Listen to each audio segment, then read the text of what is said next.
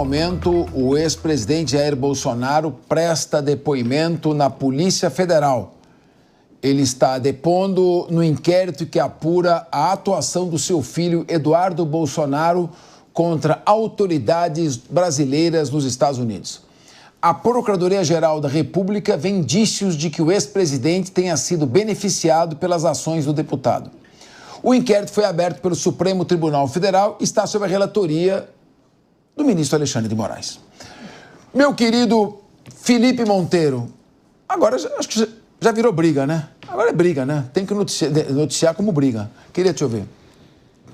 Ô Capês, eu acho que esse processo é um absurdo, né? Primeiro que a Procuradoria-Geral da República, acatando uma denúncia, né, uma petição que o Lindenberg Faria entrou com um pedido de inquérito para Alexandre de Moraes, que preside todos os inquéritos, todos os processos em relação ao atentado ao Estado Democrático de Direito, à tentativa de golpe de Estado, e Alexandre de Moraes resolveu abrir, né, o inquérito contra o Eduardo Bolsonaro. Então você vê várias incongruências. Primeiro que é um absurdo, teoricamente, o ministro, né, que preside o inquérito ser o Alexandre de Moraes, que é o ministro que seria prejudicado caso as incursões do Eduardo Bolsonaro desse certo nos Estados Unidos e o Alexandre fosse sancionado, né? Então, realmente, não dá para você acreditar e entender como que o ministro relator do caso é o beneficiado do caso, né? Então, realmente é um absurdo. Acho que esse pedido de inquérito é um absurdo, porque o Eduardo Bolsonaro não está fazendo nada além de fazer política, né? Conversar com os deputados, os senadores, os políticos dos Estados Unidos, falar abertamente nos fóruns de discussão política institucional nos Estados Unidos. Então, tem nada grave nisso. E aí você vê que o fato que ele está sendo acusado é coação no curso do processo. Como se o Eduardo Bolsonaro tivesse tanta relevância, tanta importância, que o Alexandre de Moraes iria mudar a caneta dele, iria afrouxar a caneta dele, porque ele estaria lá fora fazendo política. Então, se o governo, de forma institucional, não o governo Lula, o governo brasileiro, né, do princípio da impessoalidade, quiser defender o STF e os ministros, que faça política exterior também. Mande diplomatas para fora para tentar impedir que seja feita qualquer tipo de penalização ao Alexandre de Moraes, ao STF, que converse com os deputados e senadores, assim como o Eduardo Bolsonaro está fazendo. Então, eu acho um absurdo. E o Bolsonaro, aí outro absurdo também, o Bolsonaro, pai, foi chamado para depor porque, teoricamente, estaria sustentando o filho. Ou seja, é outro absurdo, né? Qual o problema do pai sustentar o filho lá fora? Qual o problema do pai e da família sustentar o filho lá fora?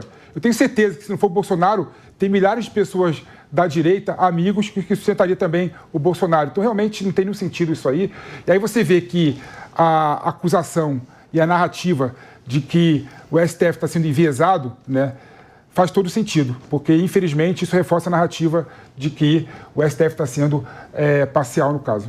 Agora, Ricardo Ross, na medida em que o deputado Eduardo Bolsonaro recebe aqui um inquérito, uma investigação, provavelmente com medidas restritivas que poderão a essa investigação se seguirem, isso não reforça a narrativa de que há uma perseguição aqui?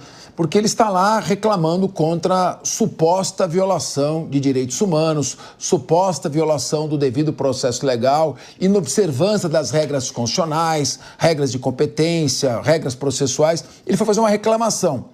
No momento em que, ao fazer essa reclamação, isso aí que passa a ser interpretado pelo mesmo tribunal do qual ele reclama como abuso de autoridade ou como uma colaboração a organizações criminosas, isso também não pode reforçar a narrativa de que há perseguição a políticos aqui no Brasil?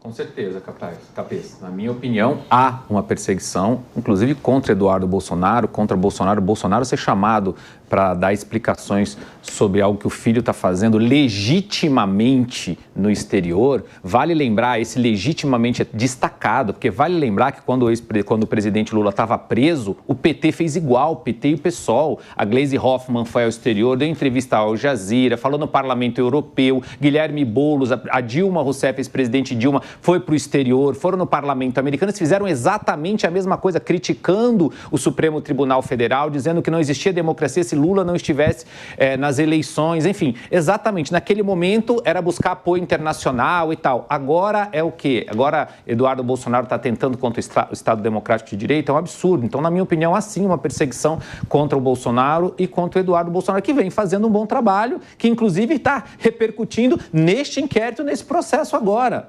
Então, realmente, como o Felipe Monteiro falou aqui, eu achei acertadamente, é um absurdo isso que nós estamos vendo aqui, reforça essa narrativa de perseguição, que, na minha opinião, deixa de ser uma narrativa e demonstra que é uma perseguição contra o deputado Eduardo Bolsonaro, que vai fazendo um bom trabalho, espero que o trabalho dele tenha sucesso nos Estados Unidos. Professora e doutora Ana Beatriz Hirsch é um humorista profissional que vive de contar piadas, ainda piadas que eu reputo de mau gosto, mas tem gente que tem um bom gosto e um mau gosto. Foi condenado a 8 anos de reclusão por aquilo que sai de sua boca, ou seja, não matou ninguém, não roubou nada, não prejudicou ninguém, conta piadas para quem quer ouvir. E aí ele publicou elas no YouTube e recebeu uma pena de 8 anos de reclusão.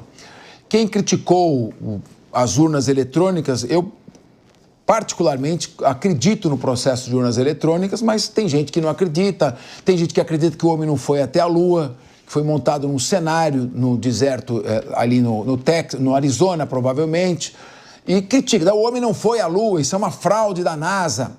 E as pessoas falam bobagens ou não, criticam autoridades ou não criticam. Nós estamos vivendo um período em que está perigoso dar opinião? Ai, Capês, que pergunta. Ah, então não dê opinião, porque eu não quero te pôr em risco. Não.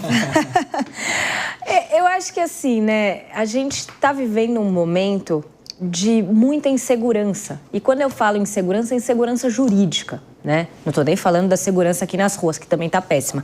Mas insegurança jurídica, por quê? Porque a gente vê uma disparidade muito grande entre condenações, entre penas. E isso gera esse sentimento de injustiça que tem crescido na população, né? Eu, particularmente, acho abominável as piadas que aquele comediante faz. Para mim, não tem sentido algum. Eu não consigo entender como alguém pode achar engraçado aquilo que é dito por aquele homem. Mas ele está fazendo um papel, né? Ele está ali atuando. Ontem a gente estava no Morning Show e a gente estava tendo essa discussão. Então, por exemplo, eu não posso mais fazer uma novela. Porque na novela vai ter um personagem que é um vilão, que é um bandido, que comete um crime. Então, também estou fazendo algum tipo de apologia, né? Também estou tornando criminosa uma atuação. Eu acho que o que falta são delimitações um pouco mais objetivas e que eventuais punições, processos, instauração de inquérito seja feita de maneira igualitária entre as pessoas. Não importa se é o humorista A que votou no B, se é o C que votou no D, todos têm que ser tratados da mesma forma. É a mesma coisa do tal do Pose, o Pose do Rodo. Ai, porque as letras dele fazem apologia ao crime. Então, gente, ele pode cantar, é a expressão de arte dele. Se tem outros crimes que ele cometeu, aí tudo bem, isso tem que ser investigado e tem que ser punido. Mas a gente precisa ter a mesma regra, valendo e sendo aplicada da mesma forma para todo mundo. E a falta disso é que gera essa indignação coletiva que a gente está vendo.